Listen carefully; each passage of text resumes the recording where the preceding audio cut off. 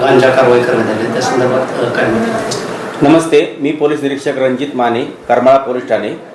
Karmala police ठाणेकडून शनिवार दिनांक 6 जून रोजी 10 किलो गांजा जप्तीची कारवाई झालेली आहे.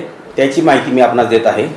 यामध्ये अशी हकीकत आहे की आम्ही दैनंदिन कर्तव्य करत असताना बातमी मिळाली होती की करमाळा पोलीस ठाणे हद्दीमधील करमाळा बायपास येथील साडेकर प्लॉटिंग या अंधाराच्या ठिकाणी एक व्यक्ती गांजा विक्रीसाठी येणार आहे अशी माहिती मिळाली होती. त्यावरून आम्ही सर्व आमचा पोलीस स्टाफ, त्याचप्रमाणे शासकीय पंच, त्याचप्रमाणे वजनासाठी लागणारा तराजू काट्याचा मालक असे सर्वजण योग्य ती पूर्व परवानगी घेऊन आम्ही सदर ठिकाणी गेलो असता एक आम्हाला जो संशयित इसम होता तो आम्हाला पाहून पळून जावं लागला.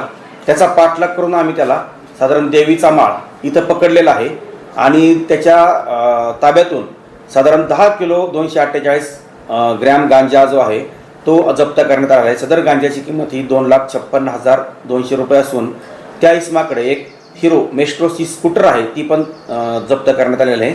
असं एकूण 3,06,200 रुपये किमतीचा मुद्देमाल आम्ही जप्त केलेला आहे. सदरची जी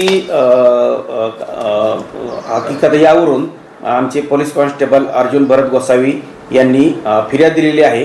त्यामध्ये गुन्हा रजिस्टर नंबर 540/2026 NDPS ॲक्ट कलम 8(क)20(ब)(2) प्रमाणे गुन्हा दाखल आहे.